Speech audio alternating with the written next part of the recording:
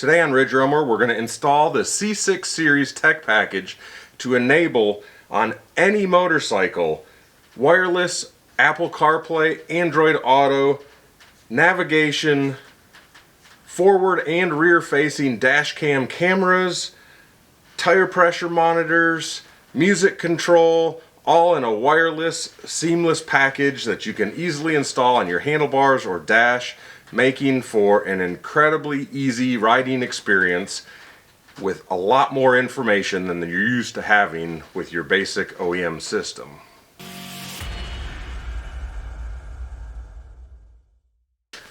Sliding this package open, go ahead and see what all we've got included here. Nice high quality box. Here's the display itself.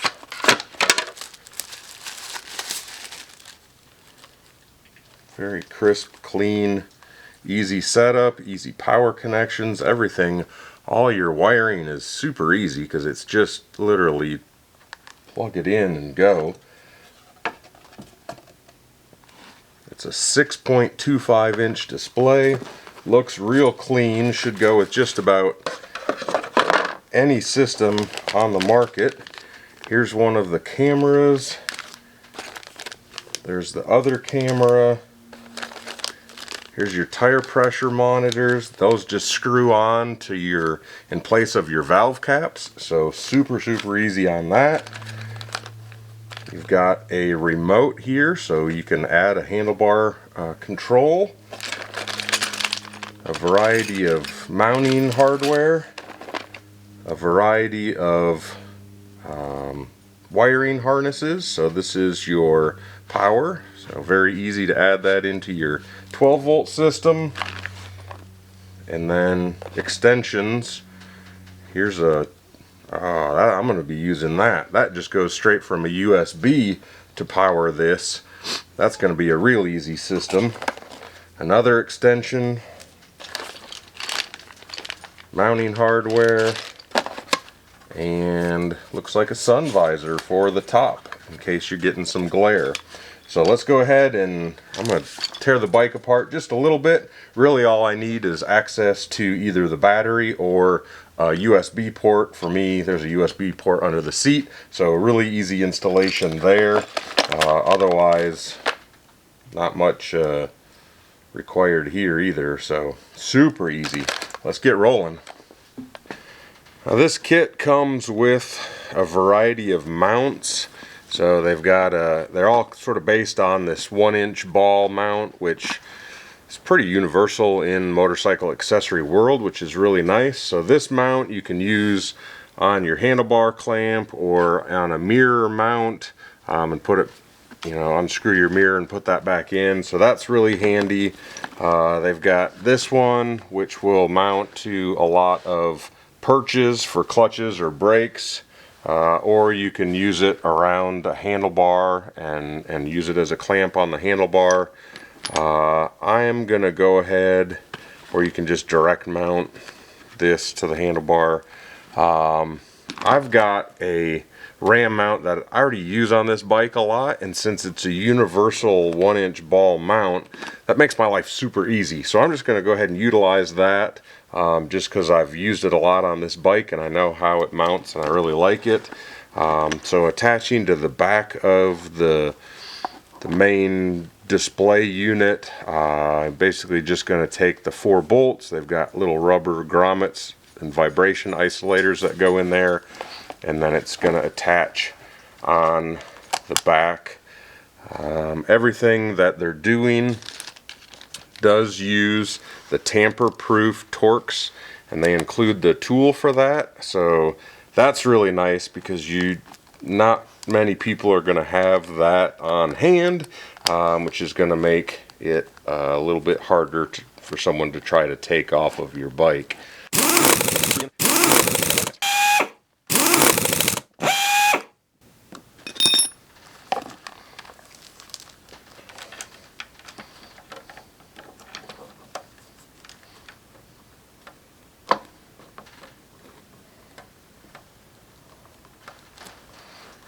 I know a lot of people don't like stuff up in their field of view like this. I do. Again, very easy to mount it down here low so that it's, you know, out of your field of view. But I just, based on prior history, I know I actually really like it up here. So I'm going to continue on with it there. Then we've got connections, one for power, one for the front camera, one for the controller that mounts on the handlebars, and one for the rear camera. For my front mounted camera, I'm going to use this little spot right here, right in between the two headlights. It's already kind of a dark spot, so it'll blend in a little bit. To put these cameras together, you really just pop the camera into the ring. That attaches to the plate. Put the double-sided adhesive here. Now I'm not going to tighten everything down yet because I do need to make sure that the orientation of the camera is correct. Fortunately, the way this bike is set up, right behind here, there's also a spot, a bit of a gap where I'm going to run these wires through. And that'll allow the wires to be hidden as well. And so I'm going to run the wires, we'll get everything hooked up, and then I'll do final mounting. They do give you screws as well if you don't think that the adhesive is going to be enough on its own. But I'm going to kind of loosely plan on that being there. And like I said, pull these wires through and I'll go ahead and connect the front. Mine doesn't need an extension, but the rear I will need an extension. Again, as far as wiring connections, and this goes for all of them, you've got two sides that are pinned. Make sure your orientation is correct here based on the pins and the little groove there. You hook them together and then just thread that tight, and that will hold them so they can't come loose. Same concept on the rear of the bike. I've got my camera that's going to face rearward, and it's a matter of figuring out where it works. I think this down here, this spot, is actually probably going to get blocked a lot by the tail light. So I'm actually going to put this one upside down and hang it right underneath here. And again, they've got a little dot for orientation, but I'm not 100% sure if that's up or down yet. So we'll plan on sticking that there. Once we know the orientation's correct, then we'll tighten everything up. Now I just got to route this wire using one of the extensions up to the front. Now I've got my camera wire kind of coming from the rear there, connected to the extension, all of the extra wiring bundled here, and then run underneath the plastics up to the front. And then also my bike comes equipped with a USB port under the rear seat, and that is switched with power already. So I went ahead, ran a little extension just to get it close enough, and then have that plugged in there and up to the head unit. Now with all the wires connected here, basically just now have one left, and that's for the controller that'll go on the handlebar. Since I want to do a little bit of double checking everything before I final secure it all, I'm going to go ahead and plug that in just so we can start some initial testing and configuration of everything.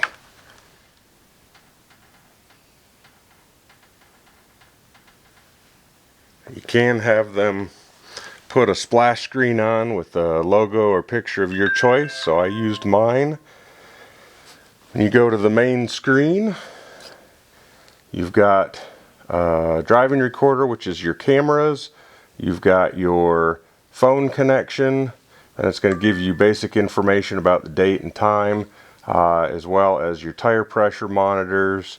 And then you've got a replay button down here. So going to Android Auto, you can quickly set it up, and it's an easy transition of everything that you've done with Android Auto or Apple Carplay now into the display right on your motorcycle, which is incredible. Now I can look at all the different apps and stuff that I have on my phone. Going back to exit here, looking at your settings, you can change your language, time, speed, miles per hour, or kilometers per hour. We'll get into setting pressure for the tire pressure monitors. You can look at your GPS info, format SD cards, adjust your volume, adjust your brightness. So really easy touch screen to be able to do all that. And then again, back to your home, looking at your recorders, you've got front and rear facing cameras, handlebar controller here. You can cycle through. Looks like we can also take a picture. We can record. We can voice record. You can play back everything. So very easy to do that. And then again, on your handlebar control, you can look just back, split screen the other way, just forward. So nice, easy to use system there.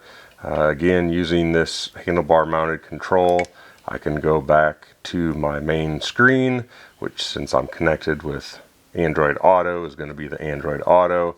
And then I can play my music, pause my music. So I'll get this mounted up on the handlebars. I'm also going to do the final securing of my cameras.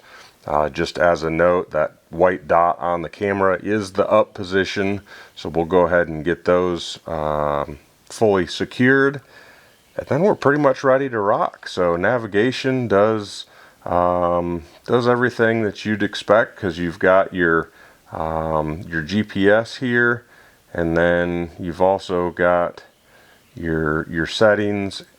That's all in my phone. Same as making phone calls. Attaching the sunshade is really easy. You literally just set it on top. Take the little tiny screws and the provided screwdriver. Just run it right in. Get those tightened up. I don't know, it doesn't get much simpler than this. Should be very easy. I'm gonna go do some riding with it, and I'll give you my my final feedback. So after riding with it, really kind of getting a feel for it, things I like about it. One, it offers everything in one package that I really want as far as tech goes.